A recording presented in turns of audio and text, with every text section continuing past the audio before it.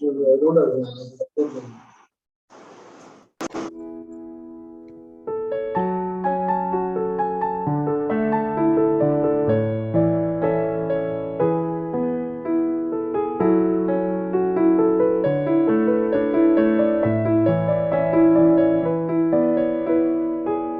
Elma, can you hear me now? Then just give me 2 seconds. Yes, yes. Get to connect.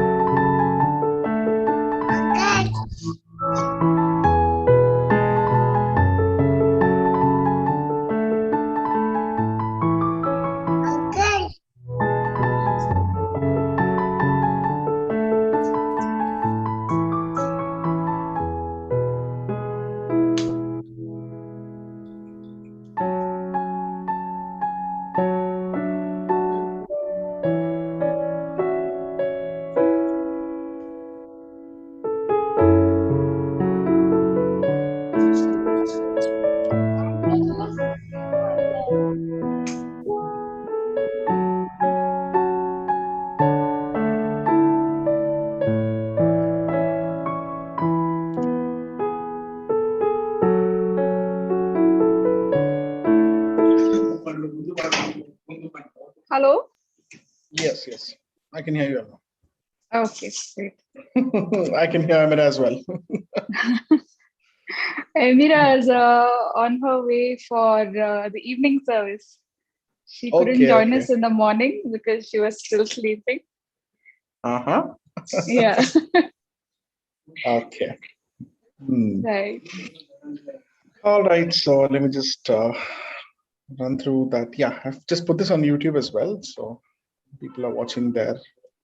Okay. Okay. Let me just pass on the link to you, just in any case. Yeah. Share it across. You can do that. Okay. Yeah, I've just sent you the link across. Okay.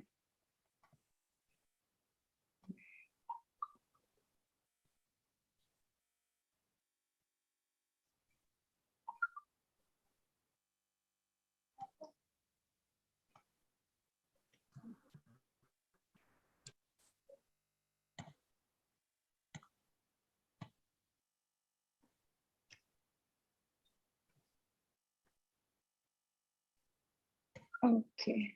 Yeah.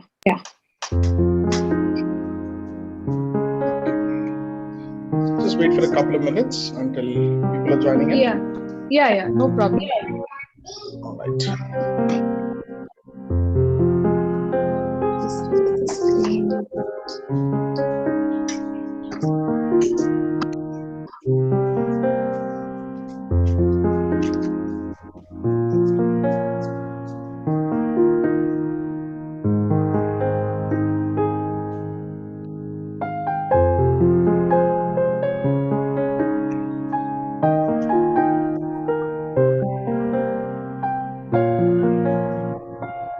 Yeah, this you can share everywhere.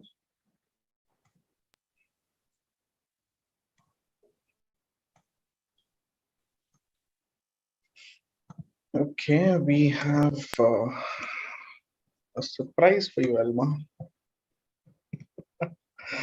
One of your teachers from BDCH is here. Oh, okay. Hello, Soumya ma'am. Can you just say hi here to Elma? Hi, Elma. Hello, ma'am. How are you? I'm good. How are you? I'm fine. So nice to have Soumya ma'am here. Yeah, really nice to have you. Ma'am was actually awaiting this session because she was like, wait, do I know Elma? Yes, ma'am, you know very much. She is my immediate senior in college. And yes, it's very much her. Okay. Okay, nice. Okay.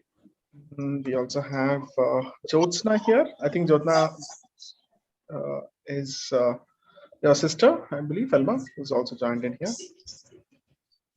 Jyotsna. D'Souza.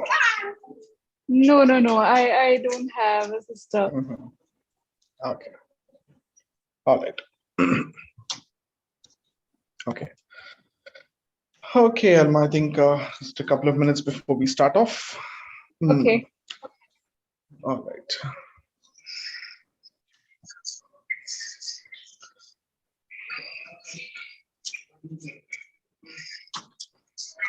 Just give me a minute. Yeah.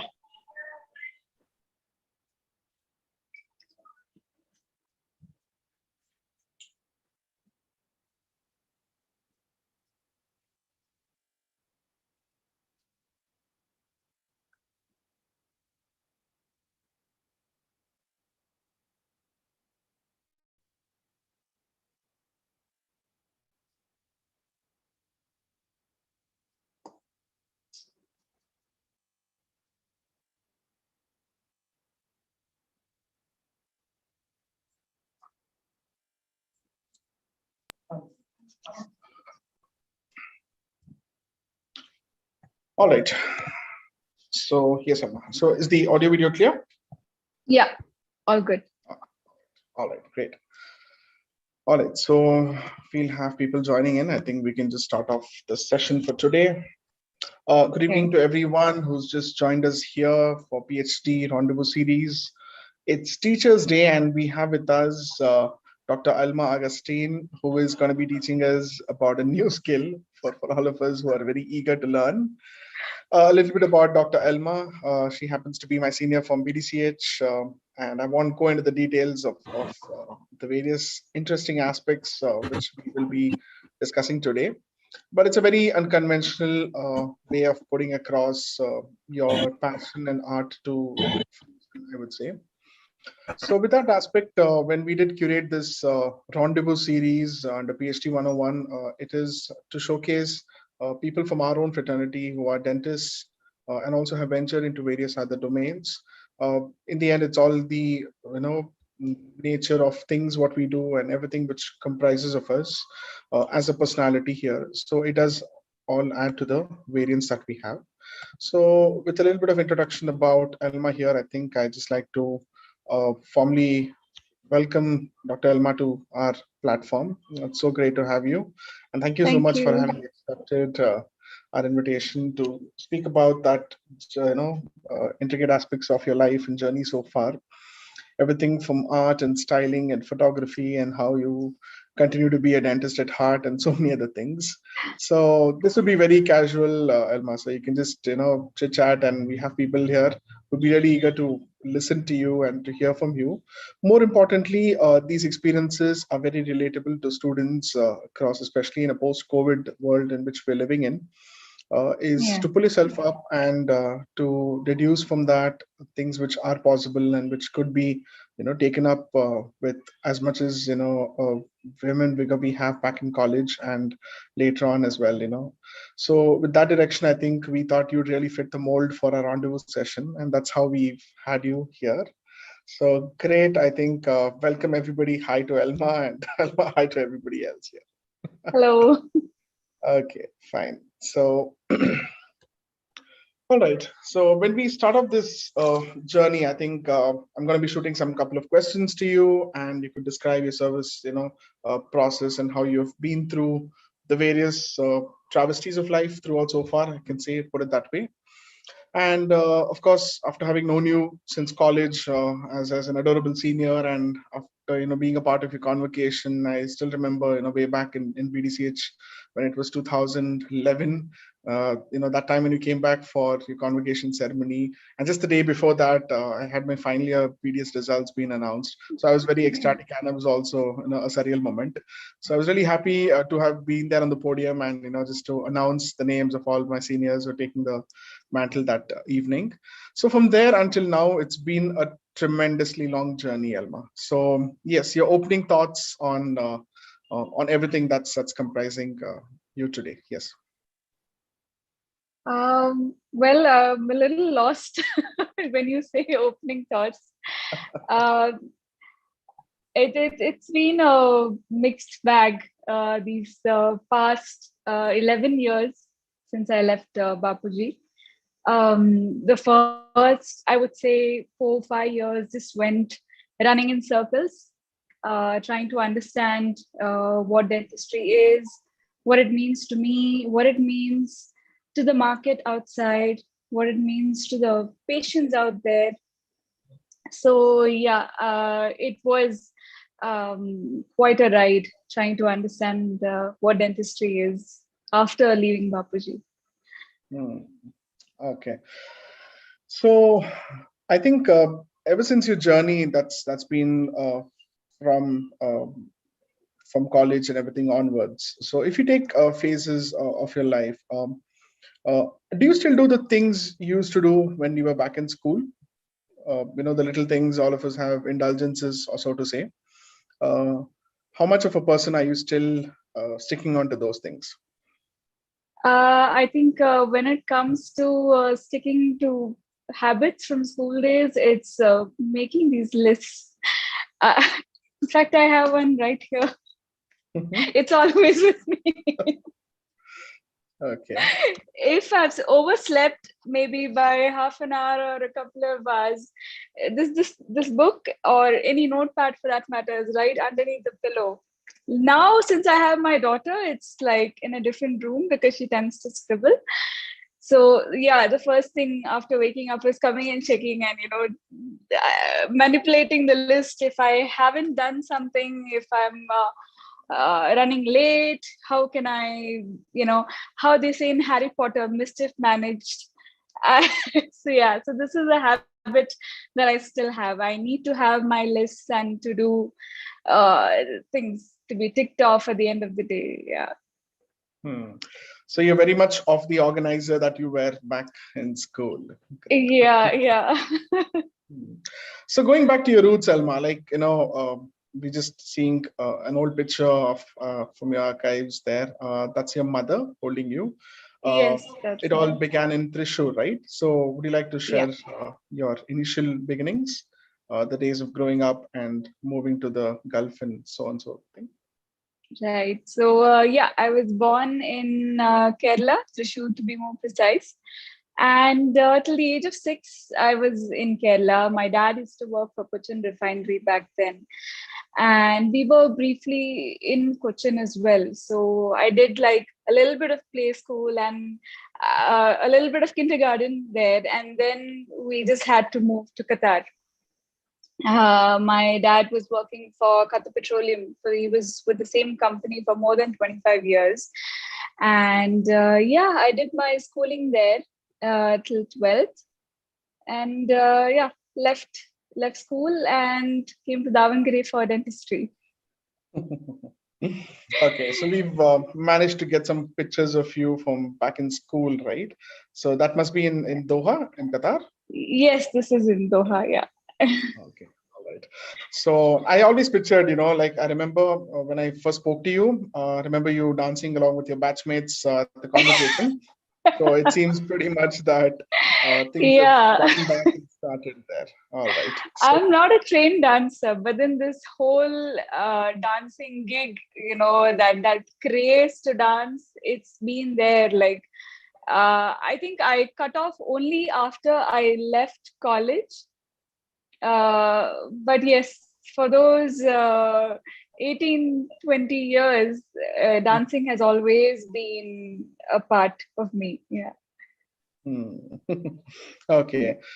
And these are moments from your time in Papuji, right? Your conference and the famous auditorium Yes. clashes, and which we terribly miss today because so much of the landscape has changed here in Davangere. Oh So, dear. you like to say about your journey here in Davangere?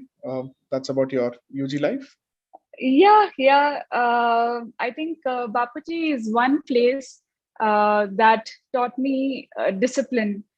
Um, I've always heard that dental schools are all about discipline and being organized, but I think the curriculum pushes you further. It just pushes you beyond your limits to be as organized and as clean as you can, and be punctual, and you cannot have photocopies or just some random books. You just have to have those authors which are universally acclaimed. So it's all about like, being disciplined, trying to read between the lines of these really tough textbooks and articles and everything that you see in the library. But I think that was for the best, because you tend to not take shortcuts. You always, at least for me, the way I see it, I've always been inclined towards going the hard way. And the kind of atmosphere that Bapuji created for me was trying to push me through the hard way and figure it out, you know, that way. Yeah. Okay. So definitely you have been thoroughly Bapuji-fied. Exactly. That's the right word. I have been thoroughly Bapuji-fied. I've been terrified. I've had nightmares and whatnot. But now when I look back, I think a lot of seniors would tell me this is all just to toughen you up, Elma, when you go out there. And that's true. That's really true. Although I agree, I don't practice anymore. But that has really molded me into a different person. Absolutely. Yes. Yeah. So, as they say, the years of your undergraduation, right, it sort of prepares you for the challenges ahead. Now, as we all know here, that you've had the traits of being into dance and art forms and culturals, and all of that kept you busy throughout your undergraduation. You did, Yes. however, take a transfer to Gujarat for your internship. So, Yeah. I think that was your time when you got back to one of your hobbies, I should say, photography. If you want to shed some light on that. Yeah. So I've always been fascinated by the camera, both behind it and in front of it. So my parents still tease me, because back home we had an Olympus camera, and it wasn't a memory card back then, right? You had your yeah. So we would be desperate, like to finish the reel and get the photos developed, and then you organize it into an album. So the photos would be just random things. It would be just either my mom, me, my brother, and my dad. That's it. And just things that you see when you go out to the beach once in a while. That's about it. But then I don't know, there was this huge excitement where when the photos come home. So that's one side of it. And then I would say I never really bothered to see the nitty-gritties or the technical aspects of what a camera is all about. It's only when I went to Gujarat, I came across lots of Gujarati, fellow batchmates during my internship. They all had DSLRs, and they were using it both in clinics and outside. And there's this one particular batchmate. I remember his name is Dr. Krishnan Saraya. I don't know if he's watching, but anyways, so Dr. Krishnan would come, we would travel in the same train, and he would show his images that he's captured. He would post it on Facebook, and I used to be like, wow, I wish I had one of my own. I wish I had something as cool as that, and click such pictures. So one particular vacation during the internship, I told my parents that I want to get a camera. So they're like, see, a DSLR is way out of they're like, what are you going to do with it? Typical Indian parents. Like, you've been sent for this, so just do that. So I said, yeah, okay. And then my dad said, like, okay, how about we get you a Sony Cybershot? So again, I did not know which grade it falls or what hierarchy it falls. I just said yes, and I got it, and I took it to Gujarat when I flew back, and I started clicking. I would go out for photo walks. I would travel, solo travels, I would say, and I began to enjoy it. It was like a good stress buster, for me to look at things differently through the camera, and began to look at nature differently. And I remember this one particular trip. It was to Adalaj Ki Vav. It's called the Stepwell in Gujarat, and it's really, really popular as a tourist destination. So I think I had a wonderful time clicking pictures there. So yeah, that's how I started off, with having a very simple camera of my own, and then I stepped up. I think we'll get back to that as we go further. Yeah. So, like they say, right? A picture speaks 1,000 words. The whole idea of imagery and capturing from random wildlife shots to nature and landscape and all of these things Yeah. sort of was nurtured during your internship when you were back in Gujarat. And then, of Yeah. course, you had the stint, and you like you said, you fostered the whole idea. Of course, it started with the cyber shot, and then eventually to the DSLR. So, Yeah. quickly getting back into the convocation ceremonies and everything, and Yeah. that moment when you captured, or you got your BDS degree from BDCH, that sort of like already had given you a lot of experiences, or so you should say, right? What were your Yeah. thoughts soon after that? Like, because after having gotten that degree, we realize, okay, now here's the world, and where do we take this from? And how do we take it ahead and everything? So, what were your thoughts immediately after your completion of degree? So let me just intervene a little with some negative things that happened during my final year in BDCH. So Hmm. all along final year, I had really bad bouts of fever and cold, and I had no idea what was going on. Every month, I would be on antibiotics and things like that. And I was also getting my treatment from Dr. Sadashiv Shetty for, like my braces. And towards the end of the treatment in final year, he told me that, Elma, I think you need a chin augmentation, because even with the treatment, your profile is not going to be corrected. So I thought that's really cool. And I said, okay, wow, how can I do this? So he's like, I'm going to send you to Bangalore. There is this doctor.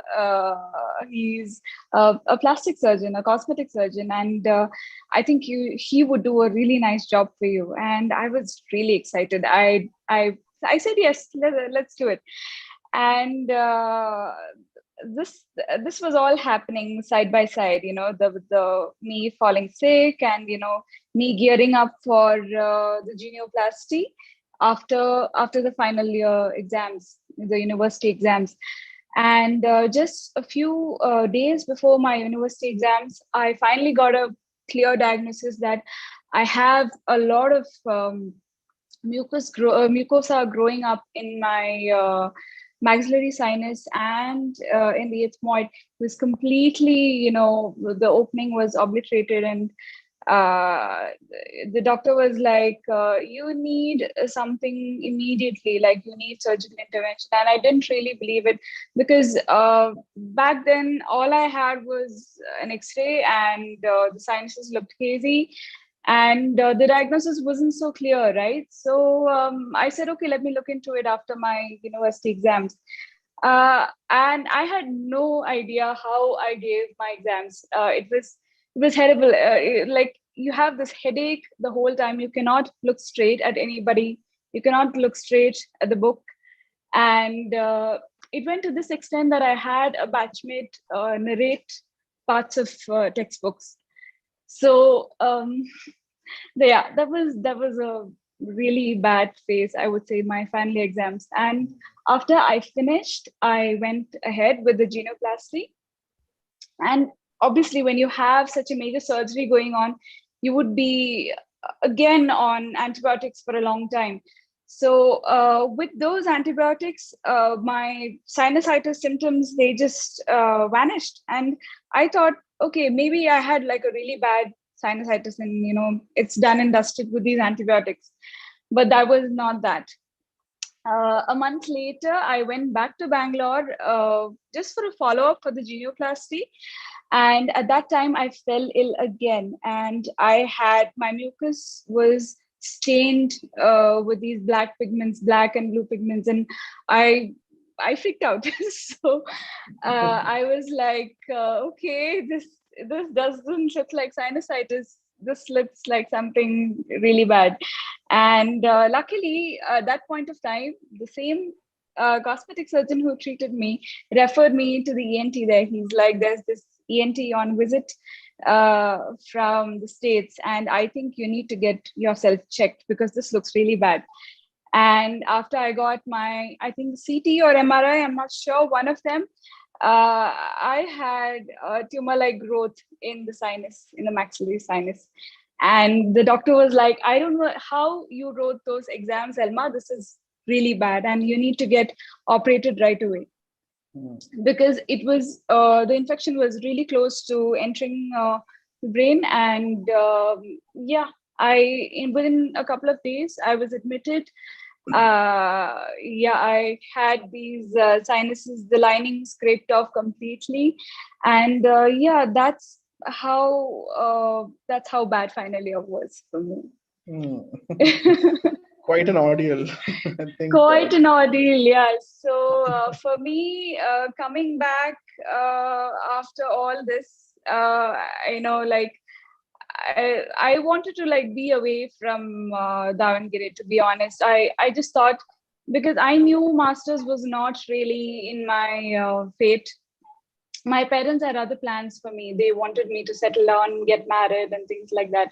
So I presented this matter to them that, I want at least another year for myself, just to practice under somebody so that I can get good clinical exposure. So when I went to Gujarat, it was really nice. I loved the approach there. They were giving us good hands-on experience. I wouldn't say, Bapuji is bad for internship. That's not what I mean to say. The way I see it, I feel people who want to prepare for their master's entrance, they usually tend to stay back. And but if you want to be just busy with patients and things like that, then you usually move to another college where you do just that, So that was my mindset back then, So I got the transfer arranged. Plus my own aunt and uncle were in Gujarat. They're Malayalis, but then their whole family is in Gujarat since 35 years.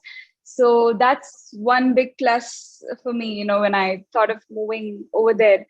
And during this surgery, I met the wife of the cosmetic surgeon who did my genoplasty. And she was the one who suggested Dr. Jacob Daniel's course in Bangalore. So she said, Elma, if you feel that master's is not for you, and you want to just be under somebody who puts you into the cream of what happens in real dentistry, then you should consider this course. And it was clinical endodontics. Endodontics was a personal favorite for me. And I thought, okay, why not? This sounds really nice. I agree, it doesn't come anywhere, close to doing a master's. But at the end of the day, him being a postgraduate himself and having written a book and several, very famous articles for various journals, very, very well read and, very established doctor, to be honest, I thought, why not? And I went ahead. I think that surgery and Bapuji and everything was just one after the other, taking me to new places. So through the surgery, I met the wife of a cosmetic surgeon who's also a dentist. And she, referred me to Dr. Jacob Daniel. I went there. I stayed there for 1 year. The course is actually just 7 months, but I stayed there for longer time because he gives you a little thesis to do. So yeah, I had to work on my thesis, and I was still falling sick. I had, the sinusitis, though the tumor was removed, still I was constantly falling sick. And they did tell me that I will take some time to get adjusted to all of this. So yeah, it was more like a ride for me, like health and dentistry and everything. But Dr. Jacob was very understanding. He knew everything that I was going through. So it was great. We went deep into endodontics. And of course, first we do on extracted teeth. And then once you're fit, you move down to the clinics. And yeah, boom, you're with patients doing RCT cases and all kinds of cases, crown cutting and everything. And we were face to face with, like, actual situations, things that can go wrong. What do you do when you mess up? All of that. That buzz, that chaos of a dental clinic. That's what we were being put through, and I'll be very honest, I loved it. So yeah. So So your we time we had at the new dental hospital, right? When of course you went and trained under Dr. Jacob in clinical endodontics. So that was really a real life situation from college, as most of our students are not exposed to the real world of dentistry. That did give you a sneak peek into how dentistry would be if you had continued to go ahead in the same direction. So immediately after that, of course, I'm coming to more personal issues and lighter vein here. I'm going to come in and introduce how Joyston came into your life and everything else. So you were in Bangalore and you were working with Dr. Jacob, endodontics and all was happening. So what was really the next transformative phase of your life? I think we're all very keen to know how did Joyston enter your life, and yes, one fine day, as you described. Well, Joyston was also in Davangere, but not in the dental college. He was in the Edison College, which we all very Yes. well know as UBDT, Yes. under Coimbatore University. Yeah, but that's not how I met him. I'll be very honest. I had no idea he was there. So I used to go attend service in Davangere also back then. I used to be a very strict Catholic who would go for Sunday Mass. And that's where I met Joyston. We used to sing together in the same choir. So, but we weren't dating back then. We were just good friends. That's how it all begins, right? Yeah. So cliche. For everybody watching, we'd like to just introduce him to everybody here. And I'm not sure if he's joined in there or okay. Yeah. Please continue. Continue. Yeah. So yes, after he was 2 years senior to me. So then, when he was done with engineering there, he proposed, and then I was like, I don't know. The answer was I don't know. So we left it at that. We gave it 5 years, and 5 years mainly because my folks were not convinced, and even I wasn't convinced if this is what I wanted. My folks were already ready, with the concept that you do dentistry, you come out, and then you get married to the one whom we select. So that's how it was. So it was hard for me to figure out whether I'm going in the right direction with Joyston.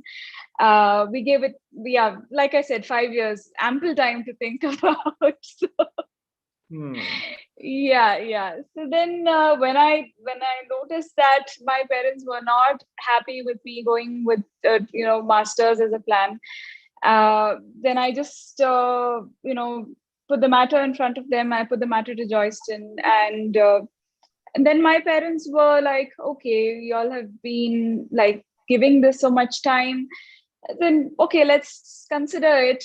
We had the official girl seeing, boy seeing, and then my parents were convinced, and then like the wedding dates. When I was at Dr. Jacob Daniels, that's when our wedding dates were fixed.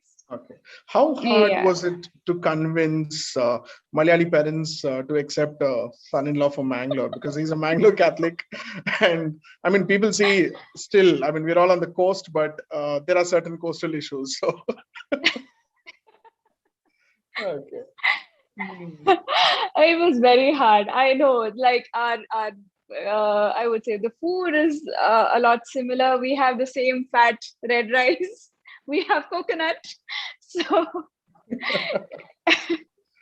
yeah, but then now that I have a girl, I understand what doubts they had, what discomfort they had back then. Sometimes, when I imagine or foresee my daughter growing up, I do understand the kind of,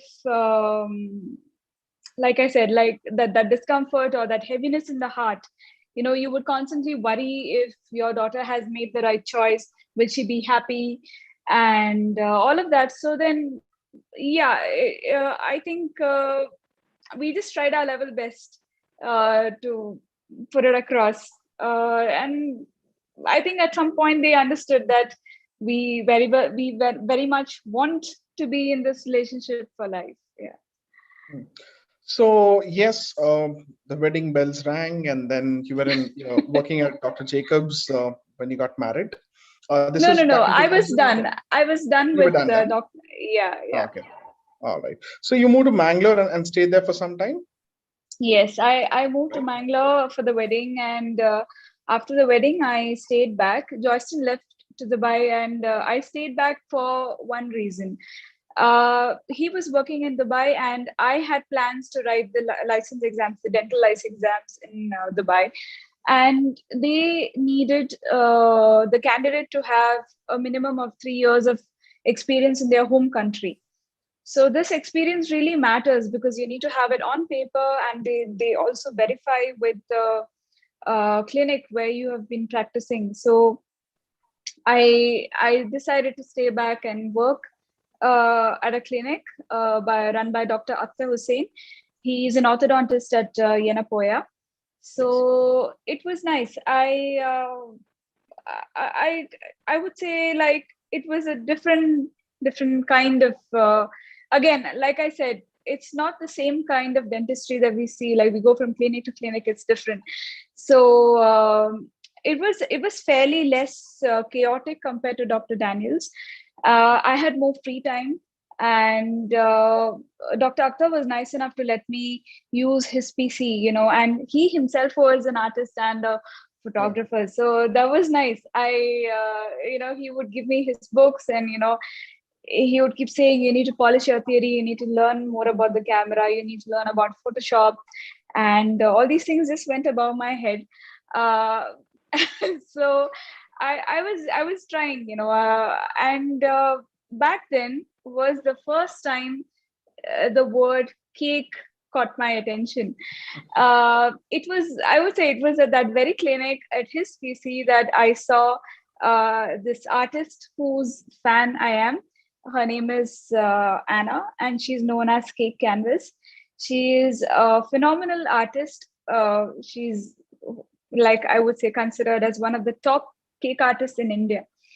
And she's also recognized worldwide. So her work popped up on Facebook when I was browsing, and the work really caught my eye. There are these terminologies, like how we have terminologies in dentistry. The cake world also has a lot of terminologies, like gum paste and this tool and that tool, and I was mesmerized, and I was like, okay, this is nice. That's nice, intricate work. And somehow, some way, I just felt like doing a root canal and working on a cake has a lot of similarity. Pardon me, everyone listening, but yes, I'll also quote something which Dr. Jacob Daniel swears by. So all Indian cricketers, one of the reasons they are really good at what they do is they have excellent hand-eye coordination. So having a good hand-eye coordination is very essential when you're a dentist as well, because you need to know when to start and stop. You go a little overboard, you cut more of tooth structure, you're compromising the tooth structure, and then you're compromising the life of that tooth, and you're inviting more trouble, right? So it's very similar when you work on cakes also, especially when you're looking at it as an art form. There is a point where you need to stop. There is a point where you cannot go overboard. And it's all about finesse and intricacy, and that's what makes it look good.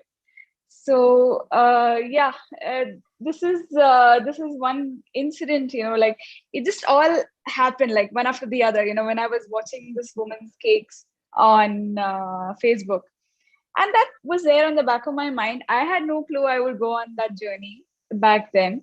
So yeah, I spent a year at Dr. Akhtar's clinic in Mangalore. I finished and moved to Dubai. And that particular year that I moved to Dubai was a very silent, sad, tragic year, to be honest. So the reason being, my husband clearly told me, see, when we get married, we're going to start from scratch. And that meant paying off loans, paying off debts, which is all incurred when you have a big fat wedding. So people who spend out of their pockets for their own wedding can really relate to this. So my husband and I were in that boat. So we had to really squeeze and save every penny. Plus, writing exams in Dubai for your license is no joke. It costs you quite a bit. So I knew deep down I had to be really careful with the expenses. And that one year we were just at home. We didn't have Wi-Fi. We didn't have a TV. Nothing, like zero entertainment. My husband would go to work, come back, and I would be just with books the whole day. And the sad part is, back then, no one tells you like what you can expect for a prometric exam. I found very little material online back in 2014 to prepare for my exams. So I was just going from square one, like first year, second year, doing every single subject and chapter all over again, which was good, but it was also very disturbing, because you don't know whether this is going to come or is this something entirely different that's going to come in your papers. So yeah, then like after 7-8 months, I gave my exams. I cleared. And while I was preparing for the exams, there was a small stress buster hobby that I had, and that was baking. So yeah, I would save screenshot or memorize or whatever. When my husband comes home, he turns on his hotspot and I get like 15-20 minutes of internet. And that's how I used to look for hobbies, look for some theory to understand what baking is and all that. And I used to bake once a week, sometimes twice a week. And it's not like those cakes turned out great. I used to burn my cakes. I used to have uncooked cakes in the center and whatnot. It was tragic to start off with. But then gradually I learned, I picked up. And when I cleared my exams, my husband said, I'm calling my friends over. Can you make a cake? And I was like, okay, cool, why not? So yeah, I I actually made a cake. I made the frosting, I layered it, and I even went to the extent of decorating it. So now when I look back, yeah, I do laugh, but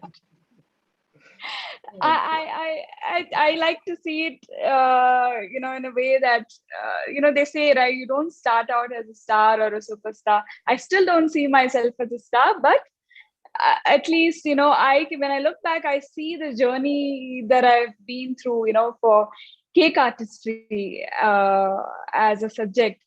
So yeah, the bad news after writing dental exams were, you don't get a job right away, you don't get your license right away, and their catch is that with your exam results, you need to go looking for a job. The first hospital which gives you a job, they are entitled to give you your license, and then the license is yours regardless of how many other hospitals you jump. But that was the hard part. I went on interview to interview, CV to CV at several places, and I had zero luck with landing on a job for 1 year. And my time was up. I didn't get a job. And we were like, oh my God, now what? Because when you live in Dubai, your husband and wife, you should be a working couple, or at least one person should be making a good amount of money to survive, because Dubai is an expensive country to live. Then I began to look at other Emirates. Like I wrote the Sharjah license exams. Then I decided to go for Abu Dhabi, and I was going nuts, with all this. Uh, in between all this, there was this lady at a salon that I used to visit. She was a good friend, and she used to hear me out. And she said, you know what, Elma, if you're so passionate and if this really helps you de-stress, why don't you just take it up until you get a job? And I asked her, what do you mean? So she said, no, I meant to say just start making cakes for clients. And I said, wow, how does that work now? So she's like, I can be your first client. I have my birthday coming up, and this is a huge space. There are a lot of people who work here. So just make a nice big cake, and you can quote, and I can pay you, and let's see how that goes. So yeah, I went ahead. Her name is Reena. I'll be forever grateful for The first client. for being the first client and for giving me that push. And I have never stopped since. Okay. Yeah. So guys, what you can see is the first cake what Elma had baked, and that happens to be her first line. We all remember our first, sense of this thing. And of course, here, as all of you can see, is the cake which is resembling your SLR. I think that's a wonderful way of bringing both the passions together. And it's hard to tell them apart, right? Like I'm looking at the picture right now. Which one is the camera? Which one is the cake? So that's really amazing. Wait, take a guess. I think you would be able to tell. I could see the one, of course, the one on the right. Yeah. The one on the right. Yeah. Lovely. Okay, so let's take a minute and let's say hello to Dr. Ushi Mohandas ma'am is there with us right now. Hello, Ushi ma'am. So good to have you. Denzi, hi everyone. And I Always good know to why see you're what here. you do, and I always know good why to you're here listen to today. these beautiful stories. Okay, for people who Hello, don't ma'am. know, How are you? Yeah, good, Elma. Good to hear all your stories. And you're such an awesome baker. So I was just looking at all what you did, and I said, "Oh, great!" Because it's something which excites me also. right. Thank you. Of late, Ushi ma'am has been pushing up, and she's working on all the cake world, right, ma'am? How's your experience No, been? not cake, Denzi. I'm a bread Oh, baker. I don't do you're a anything bit. other than breads. Wow. Yeah, so I do a lot of sourdough. In fact, clients now have started buying. I've started a commercial bakery where people even airlift my breads. So, even I've never been Wow. airlifted. So it's good fun. That's amazing. Sourdough is not an easy job. Yeah. And I have then been there. I got Yeah. a call today morning and somebody was asking me, what time is the bakery opening? So they think I run a bakery. So that's also a good thing. Okay, nice, ma'am. So good to Nice. have you. Yes. So, getting back to Elma's journey, I think so far she's discovered photography, her hand at dentistry, and the brief endo stint from Mangalore to Dubai, and of course, the moment of realization where she actually gets into the whole cake designing and baking and everything. So, moving on with Elma's journey here. Now, when you were in Dubai, Elma, when you just started this after your first client, and you could actually see this. When was it that you saw that there is a foreseeable future, or maybe not even a future? It's too early to call it that way. Uh, how did you see this build up, and how did you train yourself in improving your skills at this? Could you tell us more about that? Yeah. So, like I said, when I started off, the resources were very little, and it's actually shocking. Back then, there was this huge group on Facebook. There were two actually. One in India called Home Bakers Guild. It's very popular, and there was another one which was something along the same line called Bakers UAE, if I'm not wrong. I would say I got to that much later. I spent a good 6-7 months in a den, like not knowing that baking is a trend. I was like, okay, I'm coming up with this design. Each client comes my way. I would be like, okay, we need to make a fresh design. I would sketch, and that's also a habit which I got into when I was in clinics. When you have patients who don't want to understand or who cannot understand what is going to happen with their tooth, I used to actually draw and tell them, "Illi nodi, ille ide," all that. Whatever language, I used to make it a point that I put the message across that this is what is going to happen to your tooth. So then it makes sense, like when they have pain or whatsoever, they value the service we're giving them. So likewise, uh, whenever I had a client, I would always tell them, I will get back to you in a couple of days because I need to sketch your thought and my thought, see if you're okay with it. And it'll be for these many people, it'll be of so and so flavor as per your choice, and blah blah blah, and then so and so is the quote, and then if you confirm only then you go ahead. So I would say this was a bit of a trial and error, this whole method, because even now till date, a lot of commercial bakeries and home bakeries and all kinds of even artisan bakeries, they all sell by weights. There is only a small community who believe in selling by weights. But selling by selling by servings. It's like the larger picture is always weights. How many kilos is this cake? How much do I pay for these many kilos? So this was a struggle, and till date, I have not sold any cake by weight. Even if I have to have a little argument or a debate, I always try and put this message across that you cannot buy a cake by a weight. Very simple. You take 10 apples, you take 10 oranges, they both can serve 10 people, but they will weigh differently, right?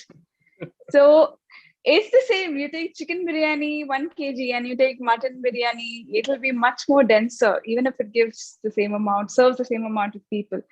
So, these were these nitty-gritties. I would say there's plenty of them, this fillings and frostings and how do you cover a cake. It was all I would say self-taught. Of course, with a lot of trial and error. There would be like lots of cakes. I can go back to my gallery and say that, yes, I did a trial for this, and only then trial in the sense, not the entire cake, the decor, because everything has a first time, and then you get this panic attack. Oh my god, will it work when I do it straight away for that day, or do I have to practice and get it right before I attempt it on the final cake? So yeah, I was self-taught for most of the time, until one fine day my work was spotted by a renowned cake artist in Dubai, and she invited me to join her workshop. She said, I see that you have a skill with your hands, and it can be put to use for a few things. For example, flowers, and another thing is piping intricate lines. It's called royal icing, and piping royal icing is a hard job because it needs a lot of focus. It needs that hand-eye coordination that I was talking about. So I was really fascinated. I was like, wow, this is so nice. And I actually ended up doing 3 workshops, private workshops with her. And those are the only 3 classes I have ever done in these 8 years. Of course, I'm not proud of it. You should always be willing to go and learn. But most of the classes that come by, master classes, there would be a particular style or a particular design. So apart from a few techniques, I don't see the way I can branch out or, uh, spread out into a different creativity level when I do these classes. So that's why I'm like just waiting. I have a bucket list with a few international artists with whom I will do a masterclass one day. I have a little piggy bank for that, because they are not cheap. Also, they are very expensive. So they can even cost anywhere between half to 1 lakh or even more. So these are the few reasons why I don't attend master classes. I just like to push myself to whatever level I can and build a unique style. and save up and be in a position to actually fly to these people and learn with them, so I'm just waiting for the right time. So yeah, So I'm now, mostly self-taught, and yeah, I have this little stint of private workshops that help me, learn or get exposure to new mediums. Yeah. okay. Yeah. So, like you described, Elma, I think the whole process of uh, making such designer work and giving life to art in itself, the beautiful designs, the very simple analogy you gave, right? You can't measure cakes by weights anymore, at least not when you go to Elma here. So that's when the oven affairs started, right? So that's what I'm a little curious to know. How did you coin this term, and how did all this come about? Because you were doing, let's say, your hands were full in dough and in slicing and all of these things. So when you decided to make this much bigger and started to take up orders, how did the oven affairs come by?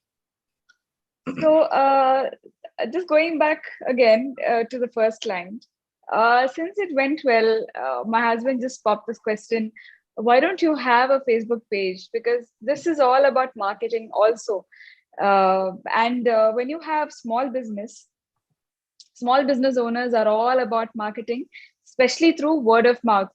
And till this date, small business owners always crib about one thing: marketing, because there is only one person. Of course, there are a lot of people around me who I would say are very important in this whole process. They do they play small roles which help in taking this forward. But I would say the huge chunk of the work is done by the owner herself or himself. So getting your word across, you cannot really call up or WhatsApp each and every friend or anyone and say, hey, what, I started these cakes, can you please talk about it and all that. It was not practical even back then. So I thought, yeah, let's do it. I'll put up a page and I'll start writing about what I do. And that's also a time when I discovered that I love writing. I used to write stories and stories about what I did with my cake, which medium I use, why it looks like that, and what is the inspiration behind the design, and all of these things. It was therapy for me, when I began to write for my cakes. So I also noticed that the fan following, they were really attached to these write-ups as well. And it was nice. It was very humbling to know that uh, you know people like, or people are being inspired with these write-ups and the photographs, and the process or the efforts behind it are like there. It's all over the post. Whichever paragraph it's written all over. So it felt good. It felt worth it. And the page really helped me reach out in terms of marketing and getting clients, and for like very good reason. Like, most of the clients that came by had something new to work with. uh, Especially I had one particular client. She was a staff at the company which my husband was working for. And I would say she's taken like a massive amount of orders from me. And I think one of them happens to be in the presentation for today, which is the tiered one, the silver transitioning into a gold. It's a 3-tiered cake. So that was like, I think that was a breakthrough for me, because there was a big project. That cake was being planned for a year. Every month we had a meeting, and we would improvise the design. The client would tell me, her name is Diana, and she's a very special client of mine. She was very good with giving visions. She was a visionary, to be precise. She would tell me, what, it's going to look like this, it's going to look like that. There is a story why I have chosen these colors for the event. So it felt so good. That process felt so good, to sketch down her thoughts and bring it to life. So that particular cake was, I would say, a breakthrough for me. And after I finished that cake, because tiered cakes are not an easy job, be it in making and be it in terms of transporting it to the venue. So it's like, it's one of those worst, you actually feel you're going through your worst 45 minutes when you're sitting with a cake and driving to a hotel or Yeah. whatsoever. And, all your organs are in your throat. So Right. I cannot name any organ that's not there. You feel so stiff and tight in your chest, and you would just be like, oh my God, I just want to deliver this cake safely and I just want to be out of it. So uh, yeah, so that's what, like, if you ask me in terms of when did it hit my head, I think when I did finish that cake, it actually dawned on me that this is what I want to do. All Yeah. right. So, like you described, I think the urban affairs set out on the right foot, I think came out, and then, like you said, one of those really important clients who helped you design and the whole process which you've described. Now, after having been through all of that, when you noticed the changes and everything, right? So you should start getting, you didn't really restrict yourself that I would be doing only this or that. And then, of course, came in your own cupcake. I think Emira entered your lives, and everything changed altogether. So how's it been postpartum after? I think you describe her as your cupcake, right? So yeah, for Yeah, everybody to see. yeah, yeah, that's my girl. Hmm. Well, when I had Emira on board, I think the one dialogue that most moms, be it bakers or non-bakers, uh, that dialogue was repeated again and again to me, that Elma, just forget baking for another few years. When they said few years, I was like, few years? Are you kidding me? Is it going to be that hard? And they're like, yeah, you have no clue. You need to breastfeed the baby. You need to, guard the baby. You need to watch her nutrition. It is true. Every bit of it is true. I do not deny. Every mom who's on this meeting can testify. So yeah, when she was aboard, yeah, I almost went, idle. I would say I was throwing up most of the time. I had hyperemesis, which is a condition, that happens to people with tough luck like me. So I'm just kidding. So yeah, I had hyperemesis, and I was in the hospital for most of the time. And I was like, those people are right. I don't think I can ever get back to making cakes, like me throwing up every 1 hour and cleaning up my own puke. And it was tragic. And I also had placenta previa, so which means you have a low-lying placenta, which also means you're bleeding, and that's not good. So I had the low-lying placenta till the month 7, and I had like just plenty of rest, and dehydration because of the vomiting. I finally felt a little normal and more like a mom towards the 3rd trimester. And I did one cake after a lot of pestering from one client, which also sounded like a good deal because he was the owner of restaurant. So he was like, Elma, if you do well, then we can hook you up with a lot of orders that come our way. You can collaborate with us. So it's like a percentage or a commission basis. So I just did that. I think one particular order, and that was it. And I also did my I did the dessert table for my own baby shower, which is something I badly wanted to do. I was like, I told my husband. My husband was against it. He was like, you're just going to tie yourself out, Elma. Don't do it.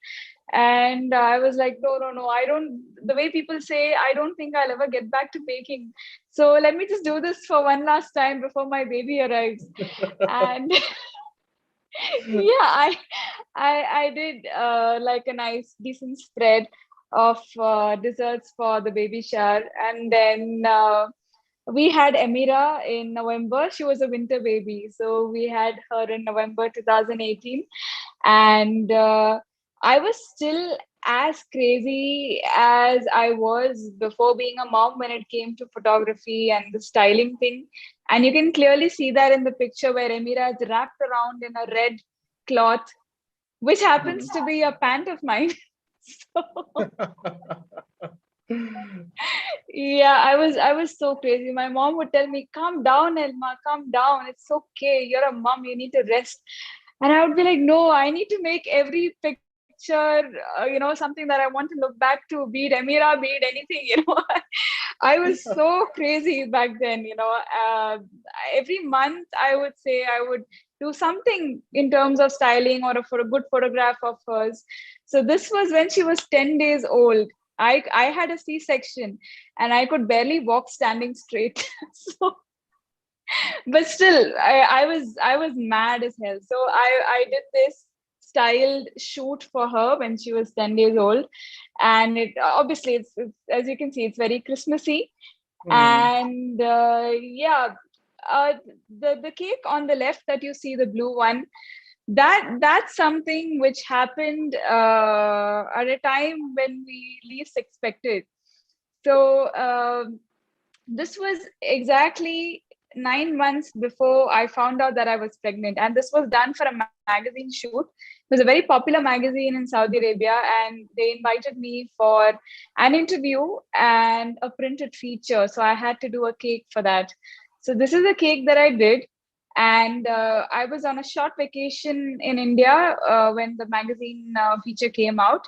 When the feature came out, I had tons of clients, in my inbox asking me when I'm available for the next cake. And that's the same time I found out that I was expecting. So, yeah.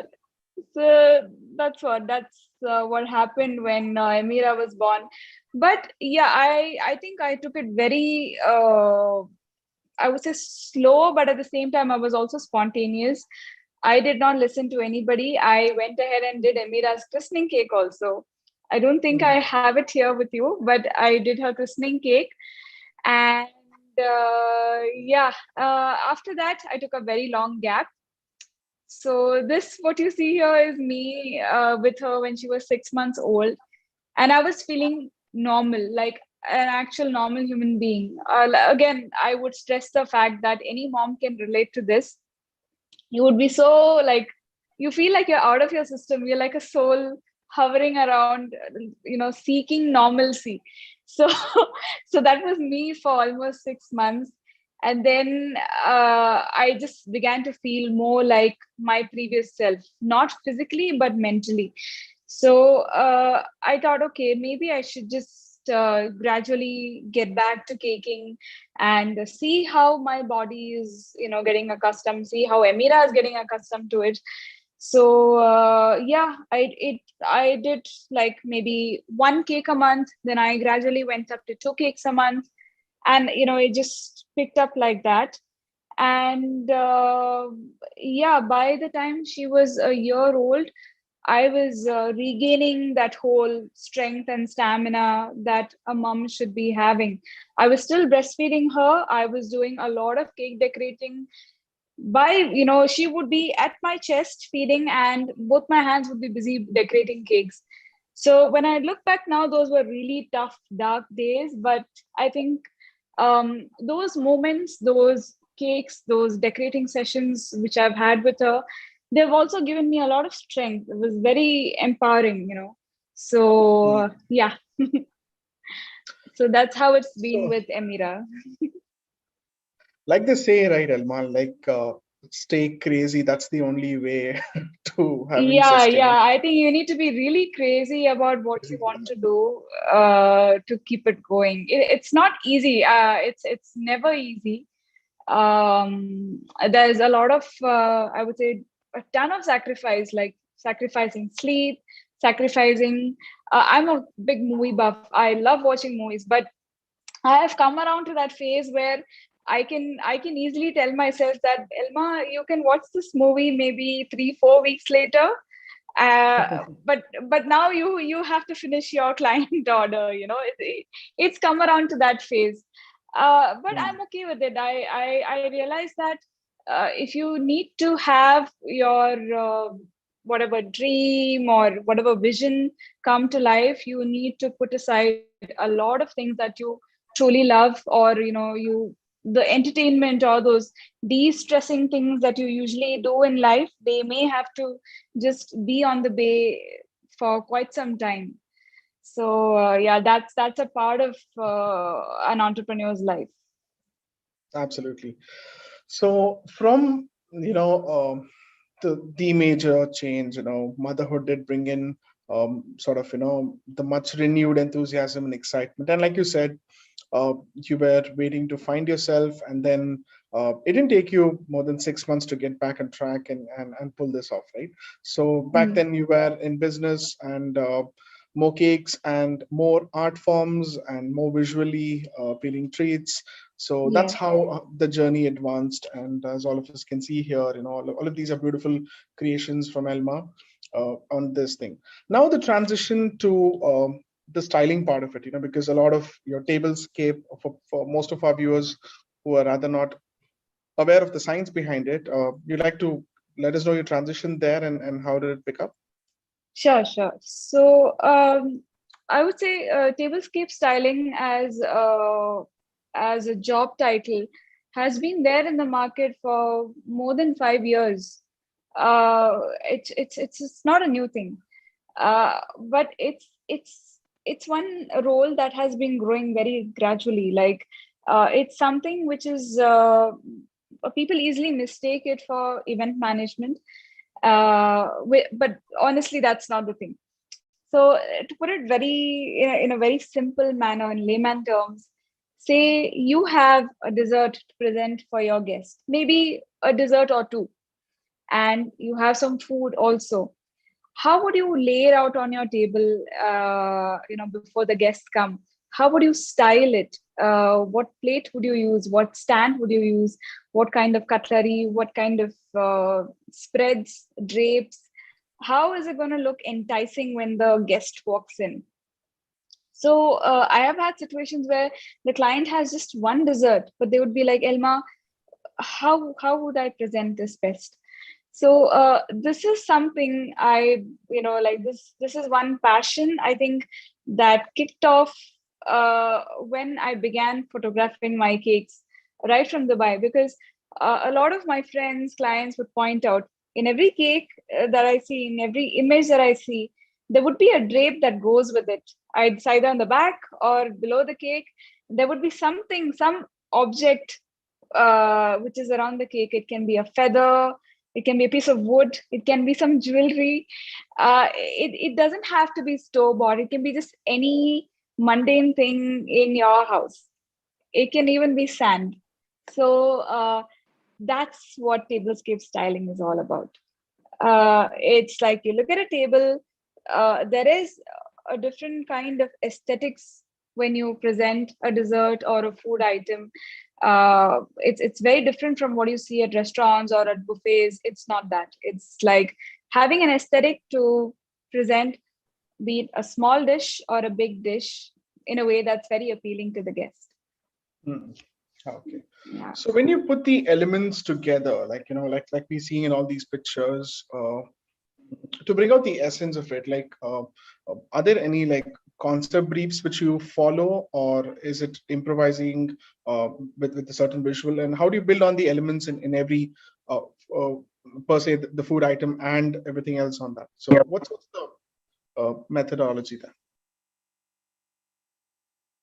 ನೀನ್ ಹೋಗಿದ್ಯಾ ಗಾಡಿ ಯಾರು ಅಂತಲ್ಲ. Can you hear me?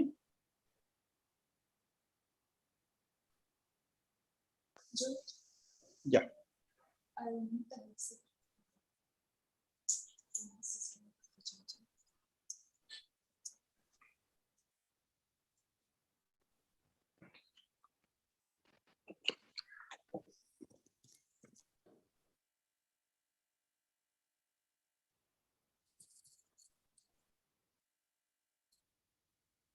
Hello? Yeah, perfect. So I was saying, Elma. So, Okay, sorry. Yeah. Did you get my question? So, yeah, I got your question. So let me give you an example of my first client that I had for tablescape styling. It was for a Thanksgiving event, and when she met me, she's been a guest to several other events that I have done in terms of the desserts. So previously, like when I would do these events, when I would have all the desserts done by myself on that table, I would coordinate with the host in terms of display and cutlery, and you have these small accessories that goes as fillers to fill up the table to make the table look full and appealing. So she came to me and she said, I've seen you doing that kind of coordination with my other friends whose parties I have attended. So I would like you to do that for me, but as on a bigger level, with more effort and sourcing, and it's a paid project. I'm hiring you, and believe it or not, I said no.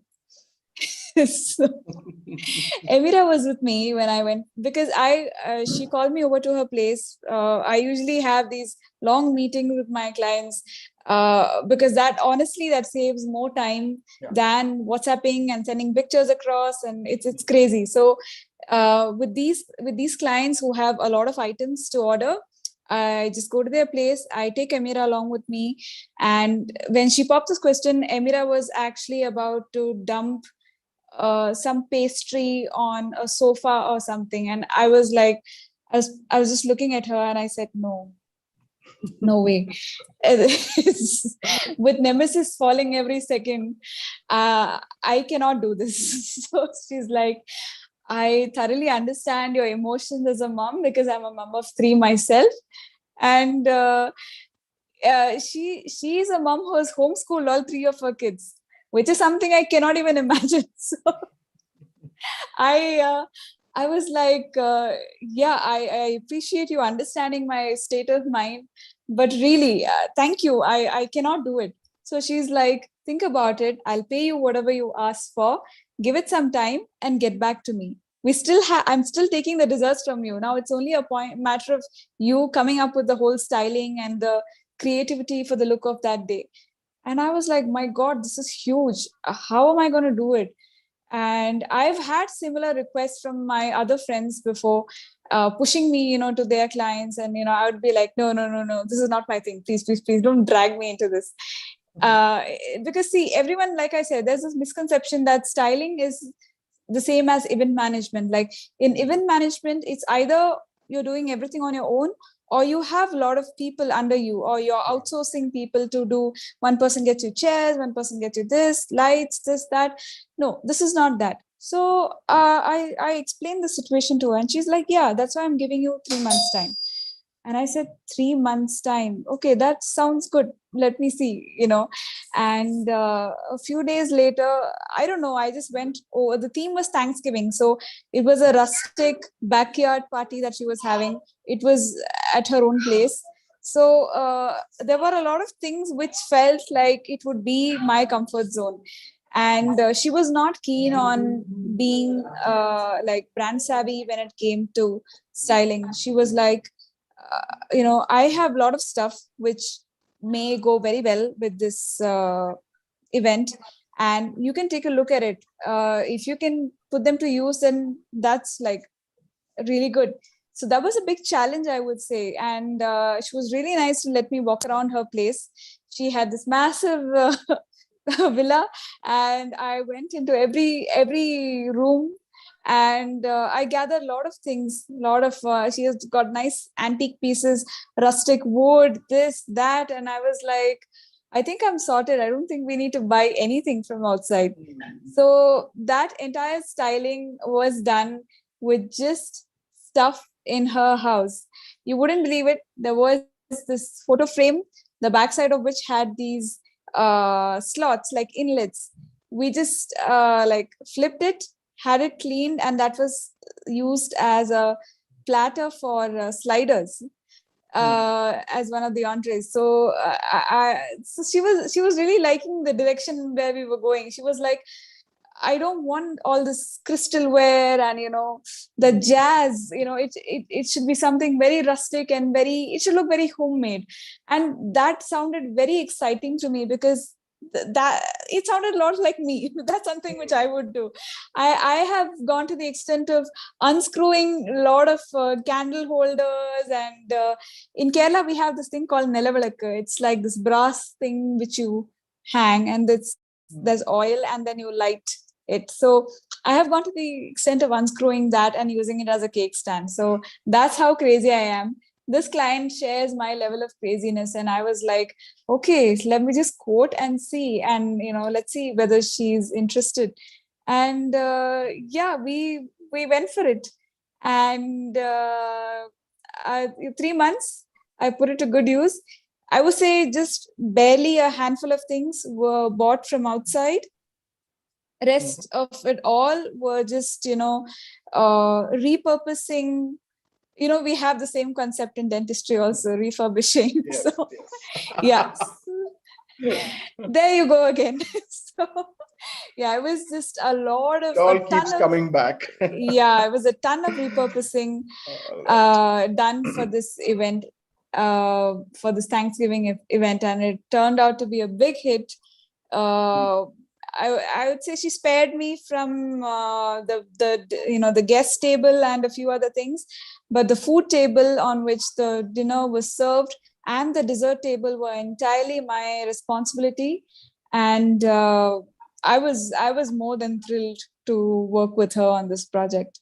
So that was my first tablescape styling project as a as a paid stylist. So after that, I was getting more, I had more clients coming my way, but it was a sad phase because, like I said, my husband had quit from Saudi Arabia, and it was, we were nearing our last few weeks, and I had to just say no to everyone who was, I'm sorry about that.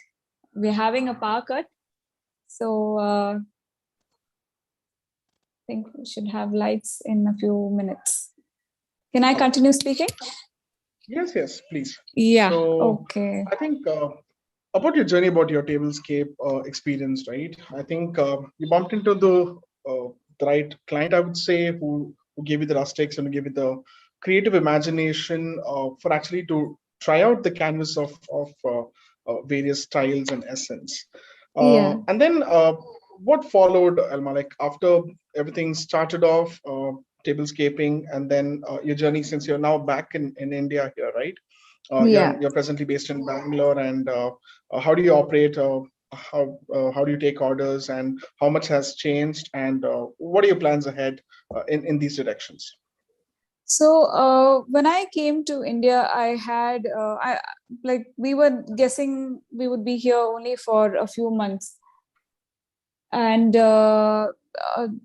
were not sure, what next.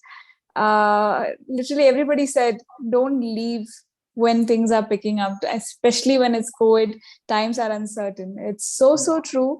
I feel it every single day. My husband does it too.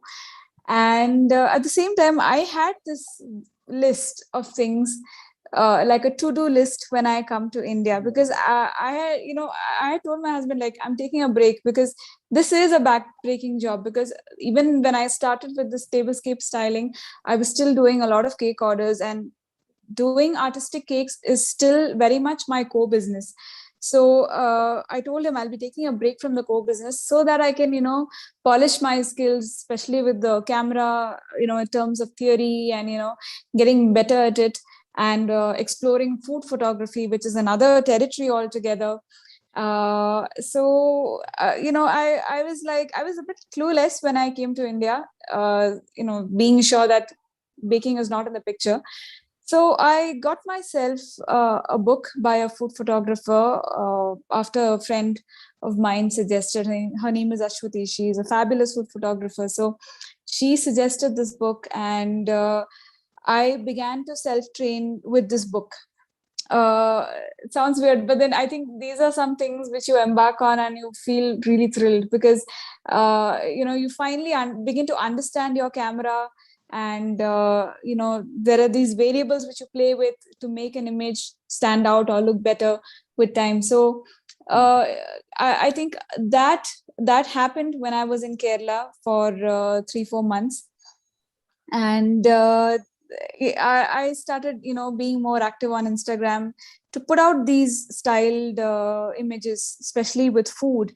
As you can see, the oranges and all that, those are things I would never if just oranges were just lying on the table, I would never look at it that way. But when I began to self-train in photography, I started looking at these everyday objects differently. So it was a good few months in Kerala. But at the same time, I was feeling restless. When you sit idle, though I had the photography thing going on, I was still feeling very, very idle. And I thought, okay, let me just start baking.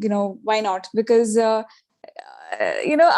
stay in India seemed to be getting just longer and longer, and it still seems to be an indefinite period. So then I told my husband, I think I really need to get back to baking. I'm scared if I might just lose that FOMO, that fear of missing out.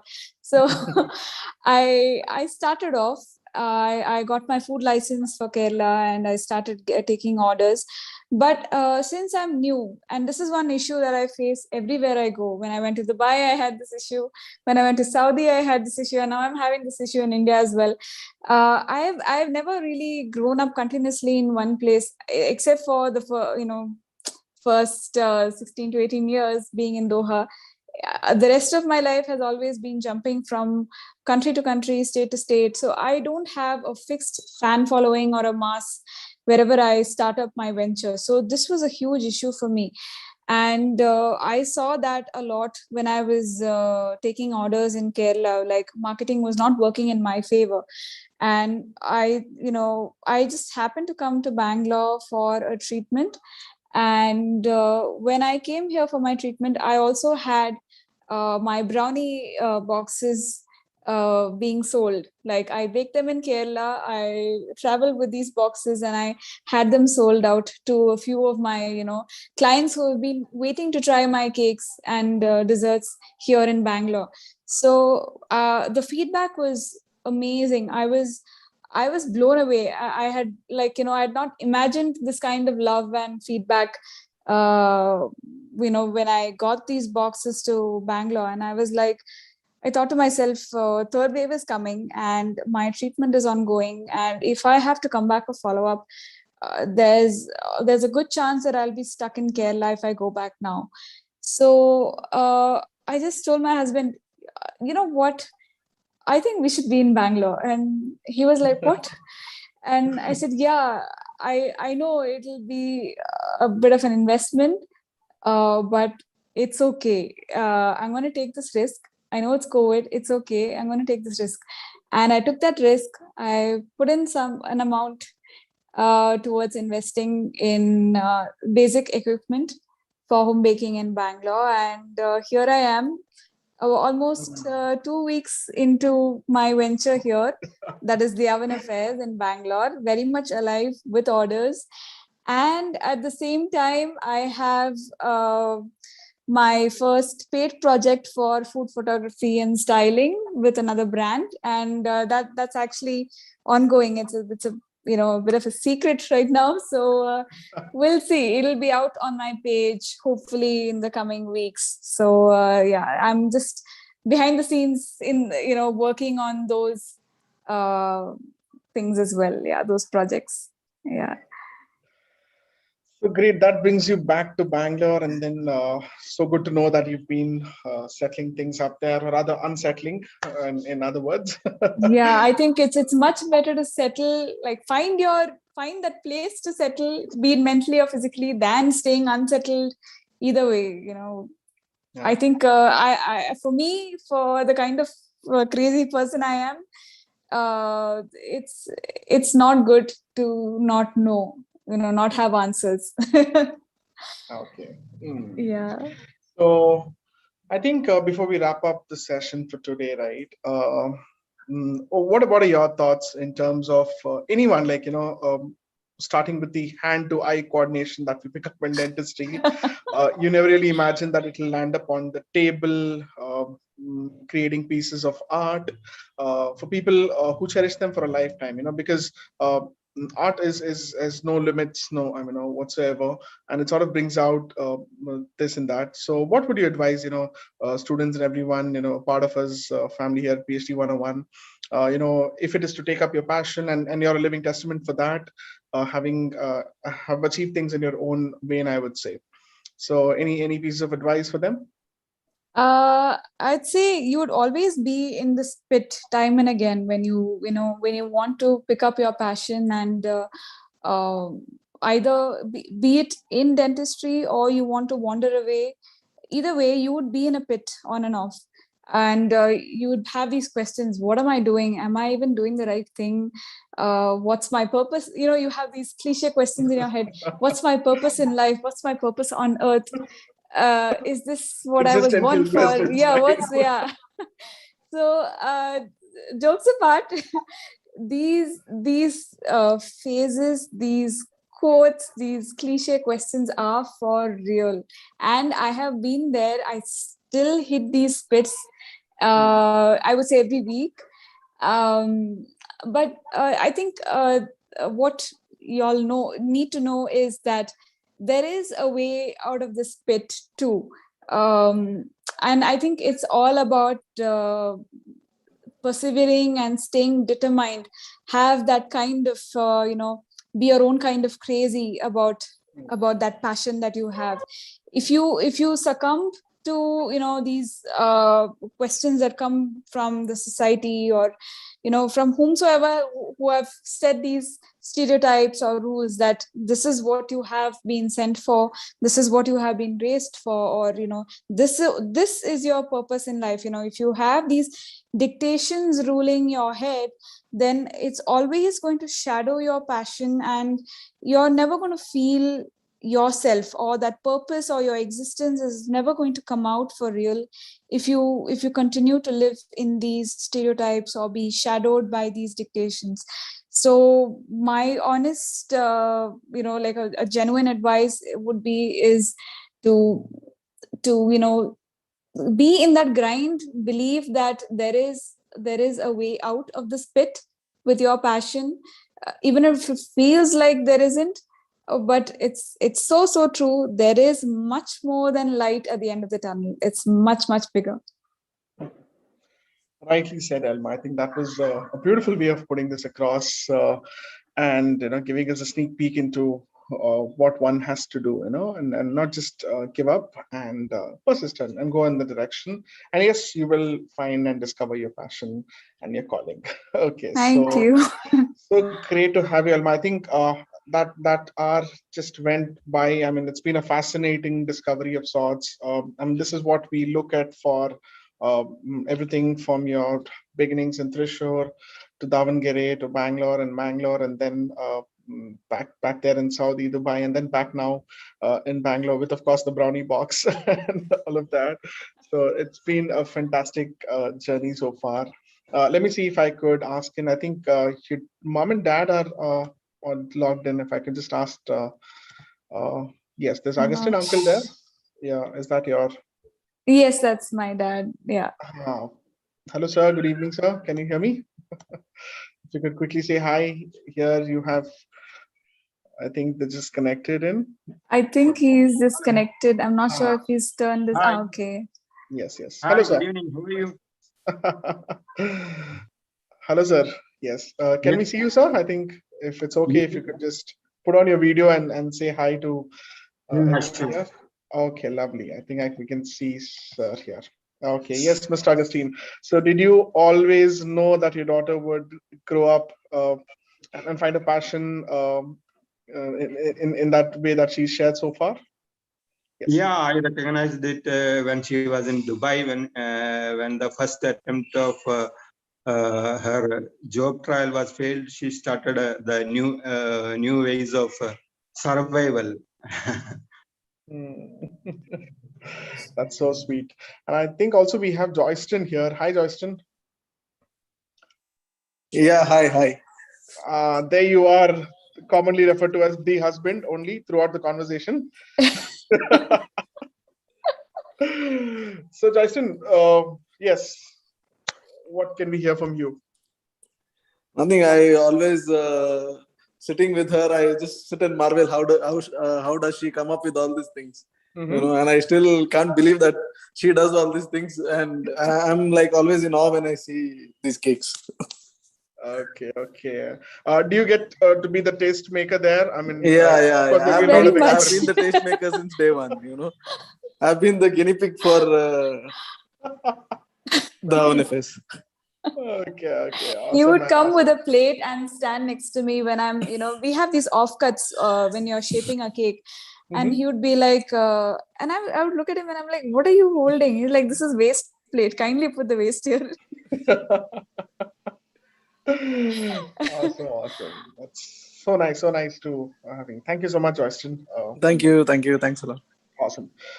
So there you are. I think the moral of the story, I think, the reason why we've had this on Teachers' Day special is we wanted to discover and see the world of Elma and Emira and Joyston and the beautiful world that they reside in. These are experiences which are transformative, and we're really glad that Elma came on board and shared her thoughts, and of course through means of pictures and everything. We really need to inculcate and imbibe and get motivated to pick on this. And remember, guys, it's never too late to start anything afresh, right? If you've always thought about picking on passions in life, those things, quote unquote, which you did in college, you can always go back to it. And given the the world of knowledge and information, it's so easy to train yourself in the confines of your home and also come up with marvelous pieces like this. And Elma's journey has been truly testament to that, and fantastic hearing from her as well. So that brings us to the end of our session for today. Happy Teachers Day to everybody here. Happy It's Teachers been Day. an awesome thing, and I think towards the end, if we could have Emira there, I think we are all very eager to see her. If she could just quickly give a hi to us. Is she around, Elma? Yeah, Yeah? just a moment. I'll just get her. Just be on the Yes. line. Okay. So guys, when I was like coordinating and then talking to Elma, right, I had to first get through Emira. I know she would pick the phone call and then she would said, hi, okay, Mama's busy, Mama's baking, Mama's cooking. So yes. Yeah, she'll be here in a moment. Awesome, great. Hi. Say hi. Hi. Hi, Amira. So where were you? What have you been doing? You can look at the phone. Yeah. Oh yeah, she can't hear. Wait, I'll unplug this. Yeah. Okay. Stop. Can you hear me now? Amira, can you hear me? Can you hear Uncle? Hi. Hi. Yes. Hi, We Tutu. saw. Ha. Tutu is my dad. She calls my dad Tutu. Oh, okay. She just saw, I think, grandpa's picture there. So. Yeah. She did. Okay. How old are you, Amira, now?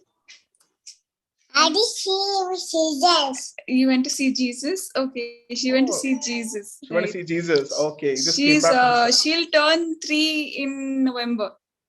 Okay. Sweet. So, Amira, which is your favorite cake which Mama's made for you? I really doubt if she can be Does she have verbal about it. Put this. Yeah, we can put it. Yeah.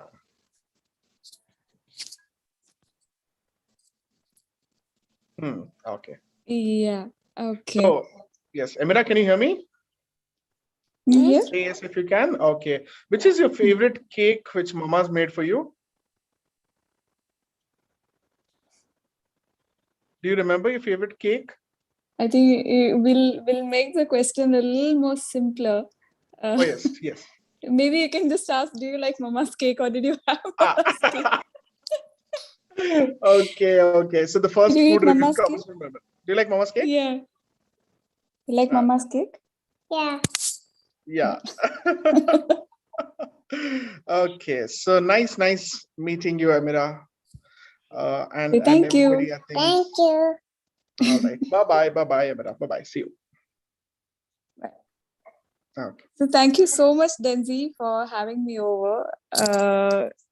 It's a real pleasure talking and going back in time, especially to the years at BDCH and, how things turned after that. Always a pleasure to have you. Like I said, I was just looking for stories and came across yours. So I didn't really, think twice before besting you and then going ahead with that. So thank you so much, Elma, for doing this and for giving us a wonderful story. You're And welcome.